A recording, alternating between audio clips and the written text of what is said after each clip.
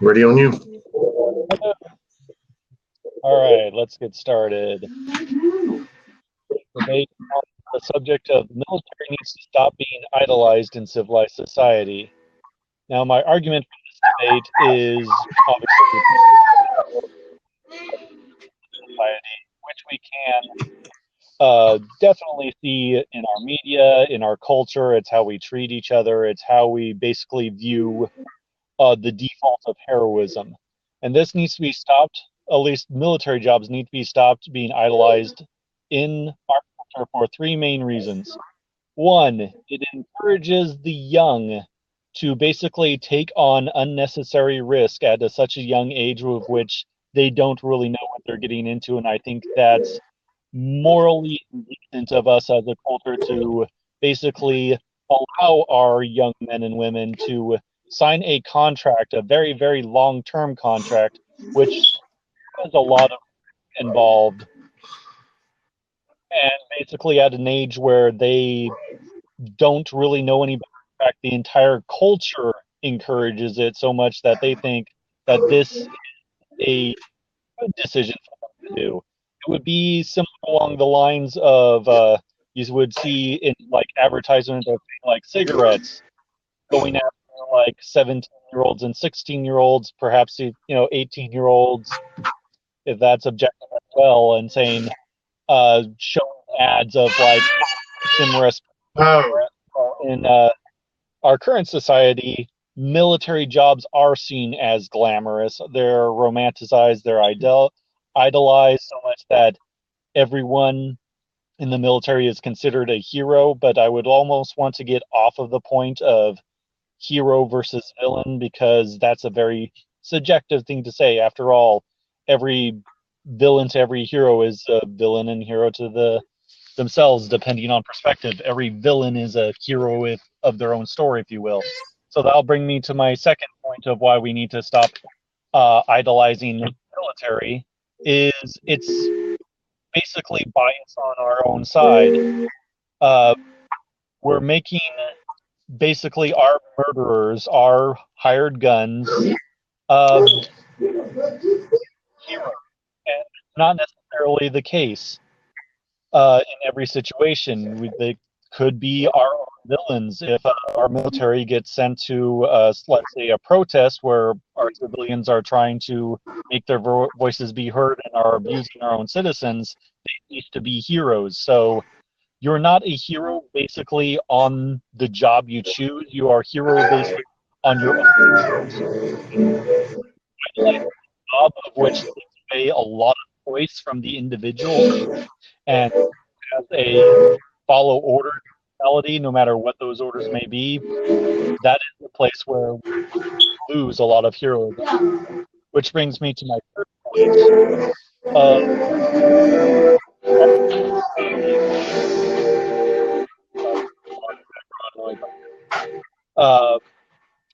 Are they actually worthy of being analyzed because of the danger aspect? Yes, they're putting their at risk, but it's actually disproportionate to other jobs that are out there that are not being idolized, such as the industry right now is the most dangerous job over even the military. But you don't see the logging industry being idolized or romanticized the same way the military is, even though they're more dangerous than the military jobs.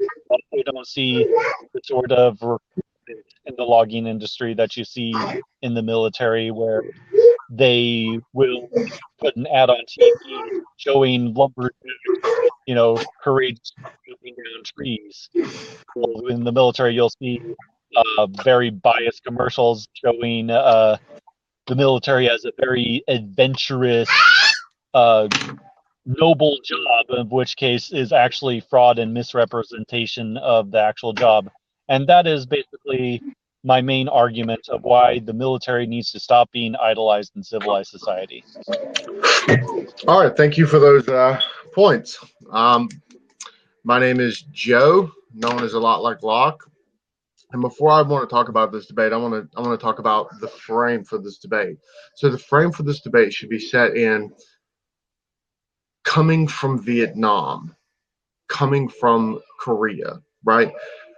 When the veterans came home from Vietnam, it was absolutely disgusting to see how they were treated, right? And I don't think whether you're on the left or you're on the right, you can understand that these men were drafted and were sent to and made to do this. When they came home, the vitriol attacks against them were disgusting. So when we frame this debate, we have to look at it from that.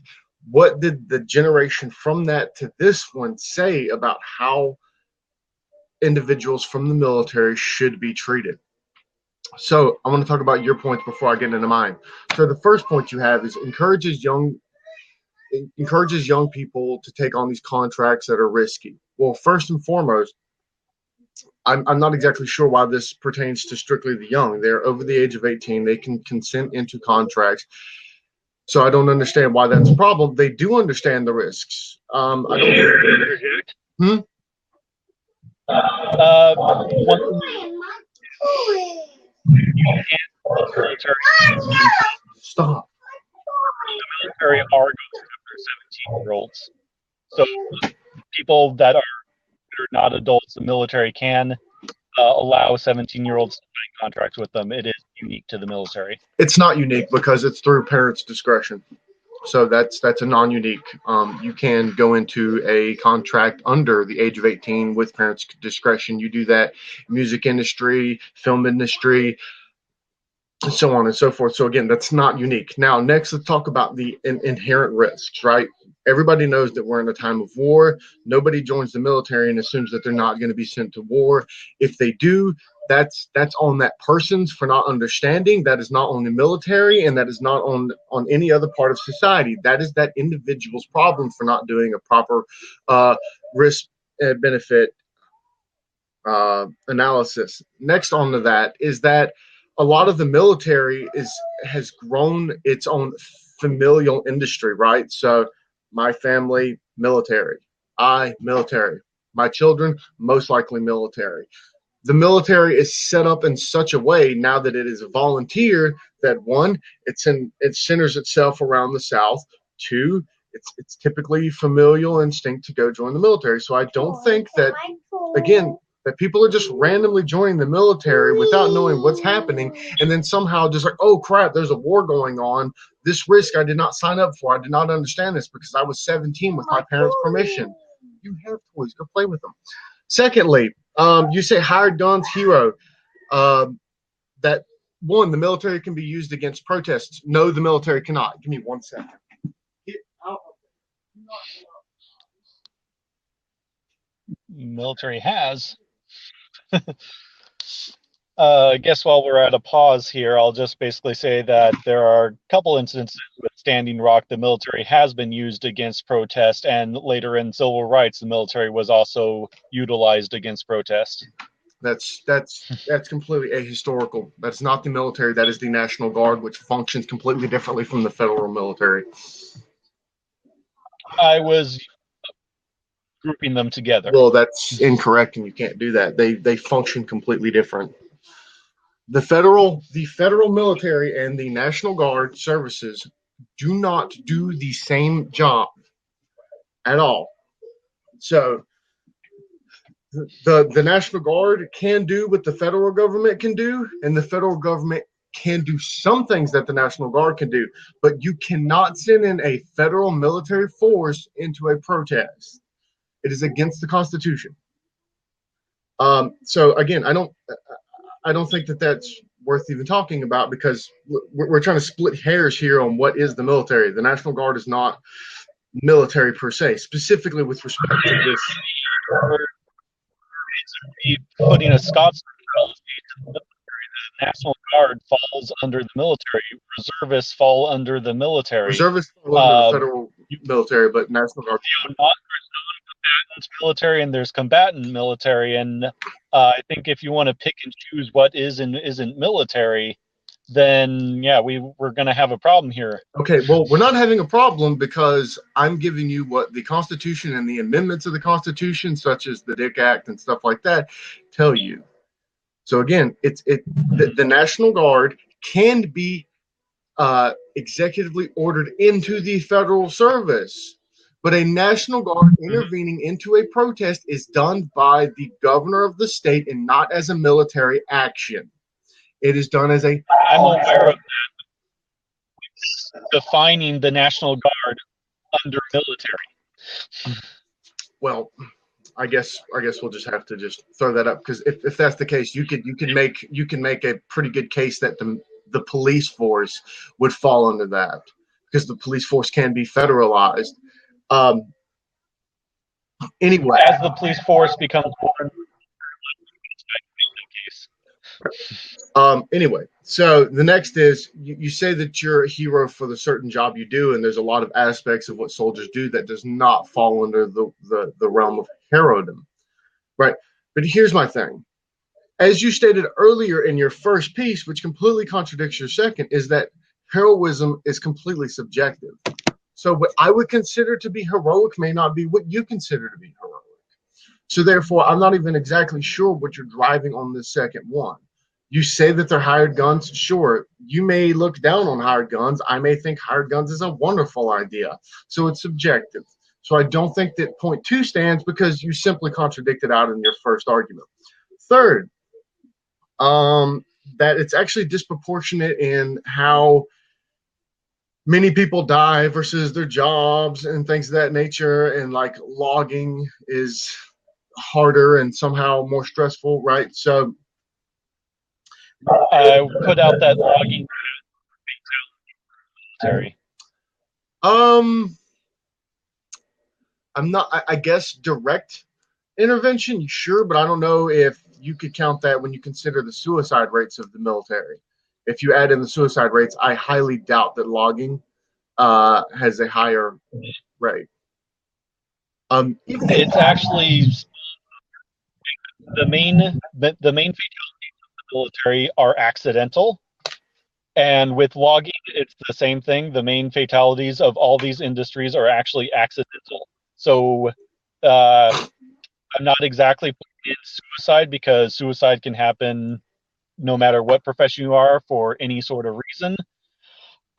Anyways, so I would admit that, and I was purely looking on the accidental, which doesn't even include combat. Combat is actually less than 2% of military fatalities. The majority of fatalities in all these professions have been accidental fatalities. Right, but I mean, anyway, that's off track. What I'm saying is that one, I don't think we can look at those fatalities. Two, I guess I agree, but we have to look at the correlation between suicide rates in the veteran community versus suicide rates outside of the veteran community. It's obviously disproportionate. It's even disproportionate compared to other minority groups, because when we talk about veterans, we talk about veterans as a minority group.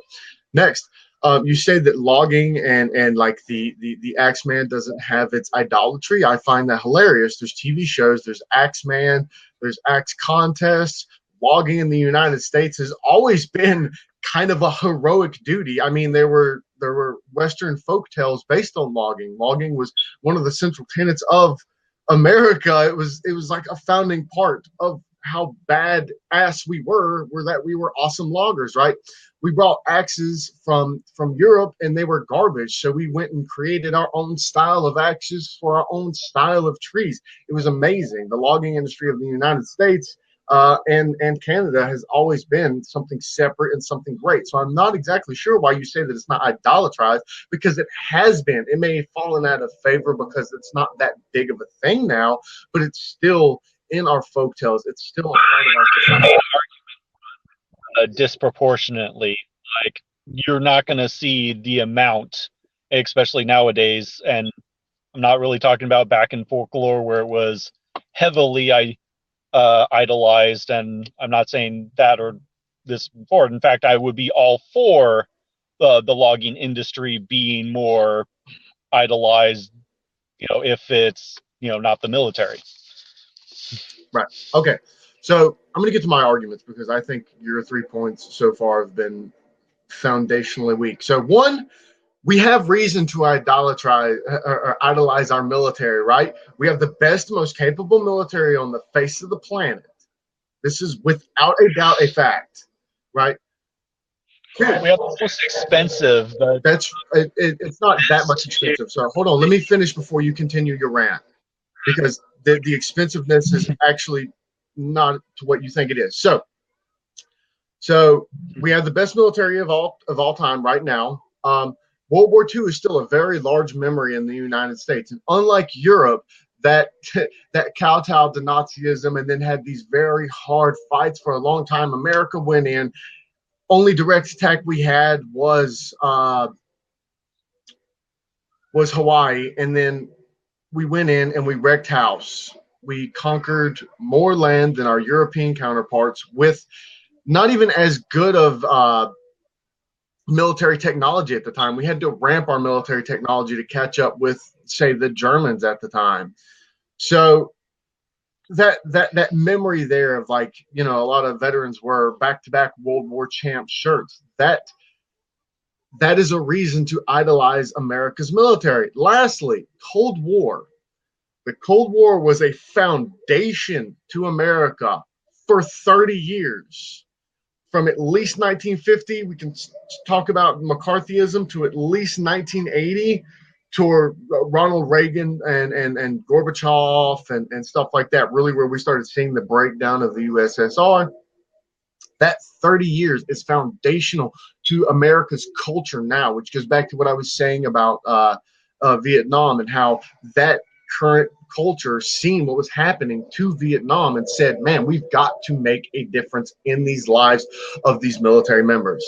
Second, there is no idolatry. I'm not exactly sure why you say that there is idolatry. I think you are mistaking respect and politeness for idolatry, right? So back to the thank you for your service. I don't think that that's idolatry. I don't think that there's a lot of movies that cast the service member in a good light. In fact, I think most TV and most movies typically use American service members as a villain more so than they do as a savior. There is a few movies that use them as the good guy, but for the most part, they take villainous roles. So I don't think that that's idolatry. In fact, I think there's a problem in the United States with bashing the military after, I say, 2010 than I would say for making them feel good about themselves.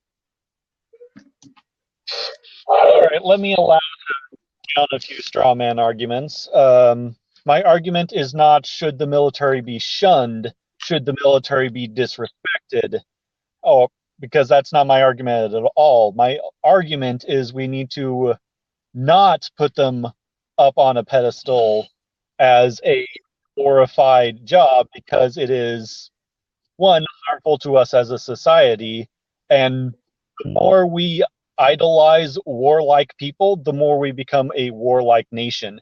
And the United States has been in war more than it's been out of war. And yes, this is a bit of how the U.S. should be rather than how it is. But we need to, especially in a civilized society, act civilized. And part of acting civilized is not a force first, shoot first, ask questions later mentality that we idolize in the military. This idolization of violence, a culture that idolizes violence breeds violence. And right now, the U.S. is having a huge issue with violence that other countries simply do not experience. And when you look at it, you got to kind of ask, why is that? Well, look at the type of behavior we condone in our society.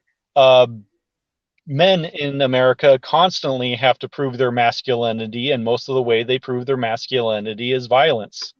Military, like whatever profession you are in the military, your cornerstone is fighting, infantry, having that weapon, being armed. I think it's the main point of the armed services, being armed to take away life. The military is not being sent as a peaceful force to negotiate. The military is a force that yes, it is needed. Yes, they shouldn't be shunned. Yes, they shouldn't, when they get back, be called baby killers and disrespected. But also, we need to stop treating them like this higher hero rate because it encourages more violent behavior in our society. It encourages our young people to join the military to learn to be more violent. And then they're coming back and having to sort of like reemerge into society. And yes, some of them readapt and reassimilate very, very well, but a lot don't. And I think they're almost thinking they're privileged not to because they think they joined to, for this societal greater good mythos of what the USA is. And I think if we really want to stop being a such a violent nation that has all these mass shootings, that has all this gun violence, all these social problems, we need to stop idolizing the violence and start idolizing the heroes that actually propose peace. Stop idolizing the toxic masculinity of proving you're the most man to go out and fight the enemies of the USA. So yeah, I guess that's my main point. My argument is not should the military be shunned. My argument is in a civilized society, in order to make us more civilized, more peaceful of a nation, the military needs to stop being put up on this heroic pedestal. We need to stop sort of this false dichotomy of adventure and fun and heroic nature in our commercials when we advertise the military to our young people. Because imagine if we did that with cigarettes. Imagine if we did that with alcohol. We used to, but we stopped, and therefore the romantic nature of cigarettes, of cigarettes that are kind of being cool, have completely more than dropped. And yes, I totally agree with you that military families are going to make military families the same way that smoker families create smokers. When your parental figures are seen as heroic and joining the military and have nothing but good things to say about it and encourage you to do so, of course you're going to be more encouraged to join the military and sort of continue in that cult, tribalistic mentality. So that doesn't surprise me at all. In fact, that's almost part of the problem. Um, yeah, I forgot what my last thought was. But, yeah. Okay. Oh. So let's talk about this. First of all, I did not straw man you. I made an opposing argument. That's not a straw man. I didn't. All of your contentions, I attacked the base of in the foundation of your contention. That's not a straw man. I never attacked anything outside of that. Next, so no pedestal, harmful, warlike. We live in a civilized society. We idolize violence, and somehow or another, you have built this link between the military and the crime rate of the United States. Let me say that again. You have built a link between the military and crime in the United States, and somehow or another, our military culture, which is a very vast minority of individuals, has somehow played out into American society in the aggregate as to why America has this terrible gun problem. First, America doesn't have a terrible gun problem. It's 0.0008% of deaths in the United States are from guns. 60% of those are from suicide. Not a big problem. Mass shootings, less than 400 people die a year from a mass shooting. I'm okay with that. We have a constitution that states that no matter your consequentialist argument, my liberty is always greater than the danger that may face you in your day-to-day life. That is not my concern. My concern is the Constitution. Secondly, even if I buy your argument, it still makes no sense that the military's idealized violence somehow idolizes violence from the gangbanger in Chicago, from the gangbanger in Baltimore, which is where 80% of the homicides in the United States come from gang-related violence. Now, if you actually want to know and you want to look at the sociological ramifications of gangs, you would need to look at gangs as an output for the military. So the problem is gangs try to set themselves up as a military station because they have no other outward place to put their male camaraderie. If these individuals had joined the military or had that, they would have done better. There's multiple articles written about this, about the sociological effects of men not being able to join some camaraderie institutions like the military, because the military is an ingrained part of our human nature, even down to other apes in war. Next. I disagree with that. Well, I don't care if you disagree. Isn't. It's still something that's yeah. true. Okay, and then next, you say the military force encourages people to be violent, right? I don't think that encouraging people to be violent somehow makes them more violent. And this goes back to cigarettes. You say like the ads of drinking and cigarettes is somehow what attracted people to doing that. And that now that we've stopped those ads, we've seen a loss in people smoking cigarettes. Well, that's not true. We've disincentivized cigarettes. So we actually had to negatively impact things. We did that through taxes. Once you start taxing cigarettes at crazy amounts, people are going to go, I can't afford to smoke cigarettes.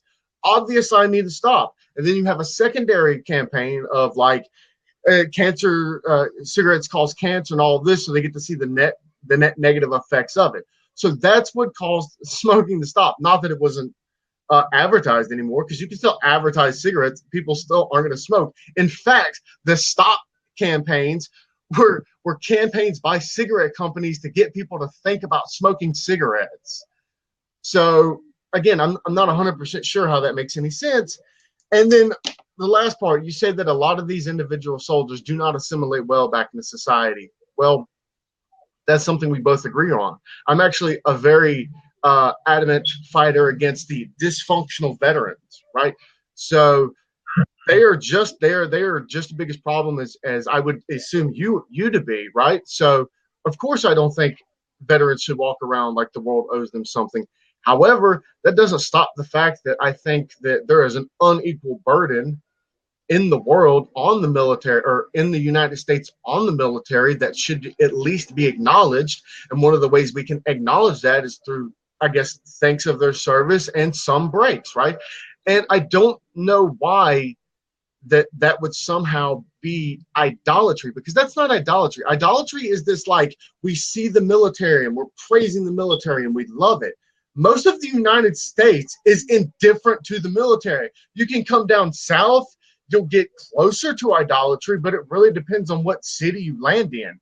I think this idea that it's somehow idolized is completely outside of reality, because it's not idealized. Nobody goes, oh my God, it's the military, everybody take a bow. You may see certain days where this happens, but those are specific functions to show the United States military gratitude at a national level. However, that is not indicative of the entire system. Go ahead. All right. Well, there's first of all, you said there was no link between the military and crime, but I would just like to point out that every single mass shooting we had either linked either directly or indirectly to the military. Either they were a veteran or they had family that was a veteran of the military that had these, basically military mentalities of stockpiling weapons and, violence solves the problem. So there's that link there. Almost, every single mass shooting we've had has culturally, either indirectly or indirectly, were linked to the military. I think a lot of them were like rejected.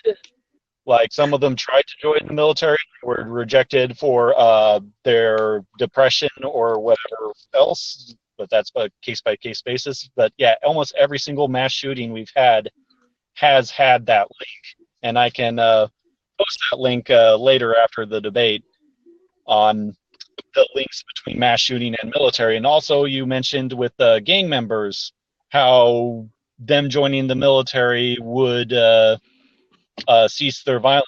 I completely disagree. It would just transfer it to maybe a more productive form, which I agree with, yeah, it would be more productive than anarchy running in the streets. But also, gang members are just as influenced as culture as the rest of us. Uh, their culture can be influenced even in the negative, such as turning your gun sideways to make it more inaccurate. That was inducted into their culture, and it made gang members less accurate because they wanted to mimic what they saw, their peers doing, even in the media. Also with sagging pants, that was inducted into the culture by the NYPD to make it harder for criminals to run away from them. So we have seen these sort of culture traits inducted into our culture from outside sources that sort of like spread, meme wise or virus wise, whatever you like, that actually impact pretty much how we all view behaviors. Now, my entire argument is if we induct into our culture this fact that, yes, military members exist to do an essential job, but it is a job. They're not serving us. They're not, fighting the good fight. Like the military is a predominantly force for good, and they can do no wrong, and our military serves us sort of mentality. These all sort of mythos are actually kind of harmful. If we view them as maybe even a necessary evil, then perhaps we'll see that. And yes, we do see it in culture, in movies of military and police basically used as stormtroopers, cannon fodder, sort of useless force, sort of like how police would be used in a superhero film. We do see that, but you made a comment of you hardly see it in the media of military actually being used heroic. Well, I see it all the time. I think they come out with, your Black Hawk Downs, your American snipers, your what was it, the new one that came out, the SEAL Team 6, the even so far as Transformers, there's a lot of movies, and I could name more and more and more and more that view military service as more heroic and more going on. In fact, in some of these military movies, it seems like the civilians are, are the bad guys, or it's most of the time a very, very just a generic sort of, you know, person that we're not supposed to identify with, such as someone of a different race. And those sort of trends in culture I actually see more on the rise today than anything else, especially after 9/11. After 9/11, it seemed like we had it in our culture that our military could do no wrong, and our military was doing wrong still, even after Vietnam, even after all these other wars and stuff. And yes, World War II, a lot would consider is a just war, but I would also say this mythos of a just war is exactly that, a myth. There is absolutely no such thing as a just war. There's absolutely no such thing as a defensive war. But in politics, you always have to skew the facts and offer propaganda that it was done defensively, and we always do that because we're never, even when invading another country, allowed to be the aggressor. There's always a defensive reason for doing that, and once we realize those sort of things, one, I believe we can sort of rein in our military to make them more idolized of force for good we like them to make.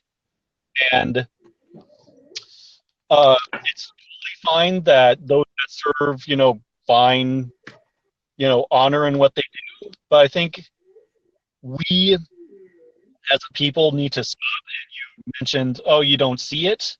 Well, just because you don't see it, that's sort of like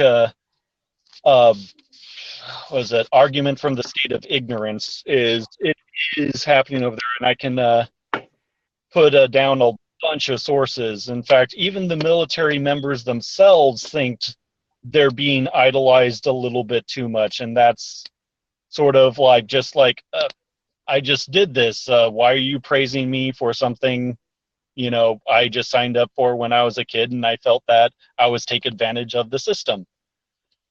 So it's just to wrap it up, it is a problem that I think we need to address. I don't think we need to address it so much into shame military members. That is not my argument. My argument is that we need to be careful who we pick as heroes in a civilized society, because if we pick those that are violent, it encourages more violence. And I think that's the main point of my argument. All right, so everybody watching, let's go back to what I stated in my very first argument about the frame of this discussion. The frame of this discussion is Vietnam and how badly the individual soldiers, airmen, Marines were treated when they came back. And that there was a cultural shift after this, especially during the Cold War, that said, hey guys, maybe we should treat our military members better than what they were. So my first argument was that there are many reasons to be proud of our military, and there are many reasons to idolize our military, right? Best military in the world. World War II is still a large memory, and it's much unlike Europe, which had devastation and problems, whereas America prospered immediately after, pulled ourselves out of the Great Depression after that. All of it was wonderful and things to look back and be proud of. The next is the Cold War. And the battle against the iron fist of Stalin and communism destroying the world, right? These are reasons to look at the American military and go, you know what? You guys did a damn good job. You guys are awesome. I fucking love you people. The second argument is that there is not idolatry, right? And that you are mistaking respect and politeness for idolatry, and that when we do see idolatry in the United States, especially with movies. One, movies sell hero stories. It doesn't matter what's going on. Secondly, you said Transformers. No. Transformers painted the military in a negative light. I don't know what you're talking about. The latest Transformers was like, let's bash the military and the government and say, it's 1984 and we need this one guy to come up and grab all the Transformers to save the world. No, it was not pro-military. It was very much bashing the military. I don't know where you drive that point from, right? Next is you talk about toxic masculinity, and somehow it links back to the United States military. Absolutely out of your mind. I don't really know what toxic masculinity is. I guess that's a feminist framework that says that me being a manly man is somehow a net negative to my daughter, to my wife, to my friends, to my family. I'm a traditionalist. I believe in husbandry. Husbandry was named in crop work because that's what men do. We love and cherish our family through our masculinity to grow them.